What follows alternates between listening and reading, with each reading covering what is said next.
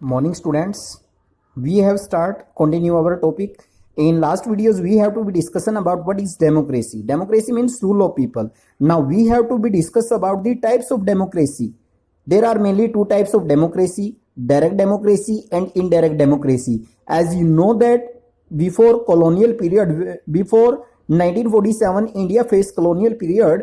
During the colonial period that there is no system of election, but after 1947 we have follow democracy and we adopted electoral system. So we have to be discussion type of democracy. First is direct democracy, Hindi में कहते हैं इसको प्रत्यक्ष लोकतंत्र, and second is indirect democracy.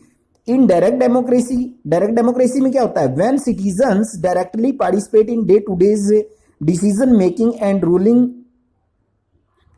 Ruling of government, यानी कि जब नागरिक डायरेक्ट रूप से पार्टिसिपेट करते हैं, जो दिनचर्या होती है हमारी, जो डे टू डे डिसीजन लिए जाते हैं सरकार को चलाने में, जहां पर सीधे जनता की भागीदारी होती है, उसको बोलते हैं हम लोग डायरेक्ट सिस्टम, यानी कि प्रत्यक्ष लोकतंत्र. इनडायरेक्ट एग्जांपल देखें यहां पर. In ancient time Greece have also follow, जो यूनान कंट्री है, ग्रीस कंट्री है, ये डायरेक्ट सिस्टम को फॉलो करता है. But direct system is also not possible in big countries, it is also possible in small countries. At present we have given example of Switzerland, also divided into cantons, in which we have to be follow direct system. In local government, that Gram Sabha is also an example of direct democracy. Gram Sabha को भी हम direct democracy का एक example मानते हैं यहाँ पर.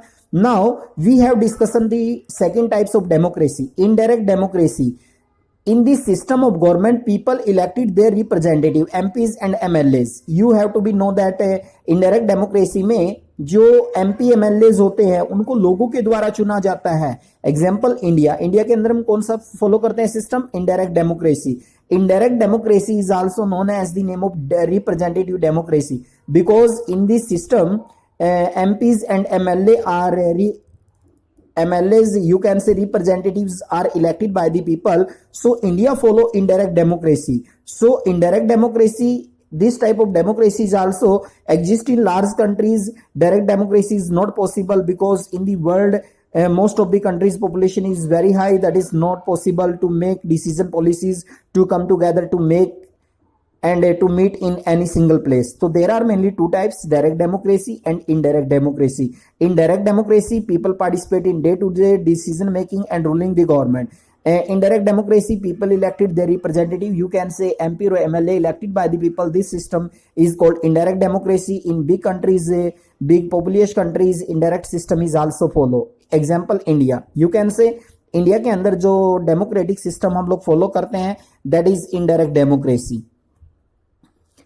And the second questions raised in the fact that not all election are democratic.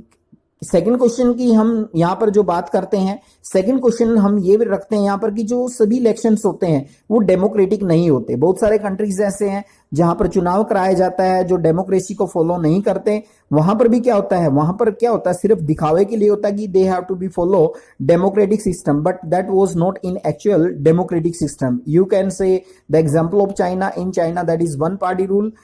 They have to be only Communist Party of China, in which that the representative are elected by the same party. That is only so that they have followed democratic system. In actually they are not. So we can say the not all election are democratic. So we can say that all election are not democratic. इसलिए हम कह सकते हैं कि जितने भी elections होते हैं वो डेमोक्रेटिक नहीं होते.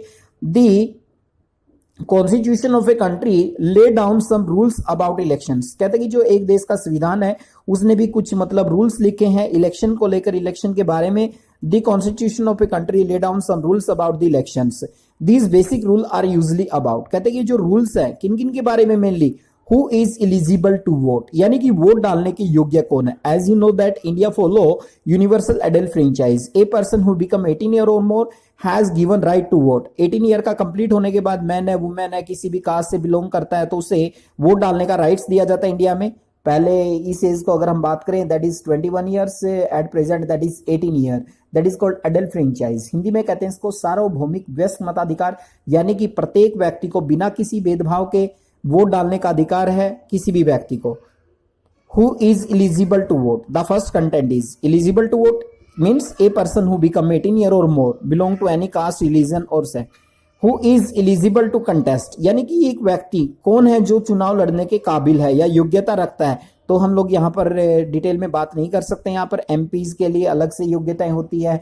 If a person who want to become member of a parliament, member of a Lok Sabha, member of Rajya Sabha, and you can say member of legislative assembly, there are different eligibility to become to contest election. So we have to be discussed in next chapter about detail who eligible to contest, यानी कि कौन है जो चुनाव लड़ने के सामर्थ्य रखता है या योग्यता रखता है। उसके बाद जो हमारा नेक्स्ट कंटेंट चलेगा, अब हम बात करते हैं इसमें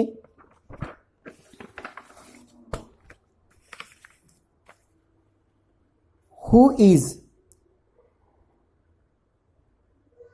सुपरवाइज इलेक्शन, यानी कि जो इलेक्शन है, इलेक्शन को सुपरवाइज करने का, इलेक्शन को कंटेस्ट करने का जो काम है वो किसको दिया जाता है। You can say the election commission, election commission of India, election commission when we have to be conduct first general election, this responsibility given to election commission of India. Election commission play an important role to supervise the election. It also provides symbols to all political party and also given some rules and regulation that every and each political party to follow. So supervise election means election commission. For the central government there is central election commission, and for the state government, for the legislative assembly or local government, there is also state election commission. And the next question is how do the voters choose their representative, यानी कि जो voters होते हैं वो कैसे अपने representative को choose करते हैं। In India that we have to be follow majority system, a representative who get more votes then have to be majority, then have to be elected by the voters. Voter vote डालते हैं, एक चुनाव की तिथि तय की जाती है और उस दिन उसके बाद काउंटिंग होती है। काउंटिंग करने के बाद जो भी मेजोरिटी में सबसे ज्यादा वोट हासिल होते हैं उसी को एक तरह से विनर घोषित किया जाता है। How are the voter to counted and representative, how are the votes to be counted, यानी कि जो वोट्स है उनकी मतगणना कैसे होती है, एंड रिप्रेजेंटेटिव इलेक्टेड, और जो प्रतिनिधि होते हैं उनको कैसे चुना जाता है। तो आपने देखा यहाँ पर कुछ क्वेश्चन आए हमारे सामने और हर क्वेश्चन के बारे में हमने डिस्कशन किया, डिटेल से हमने जानने का प्रयास किया। अब बात करते हैं हम लोग election system in India. India follow indirect system of democracy. As you know that in the beginning of chapter we have studied that India follow indirect democracy. You can say indirect democracy, election system based on majority system. हमारा जो election system है majority system के ऊपर base है। We talk over historic movement in India's democracy. यहाँ पर हम लोग एक एग्जांपल लेते हैं यहाँ पर इंडिया डेमोक्रेसी के अंदर।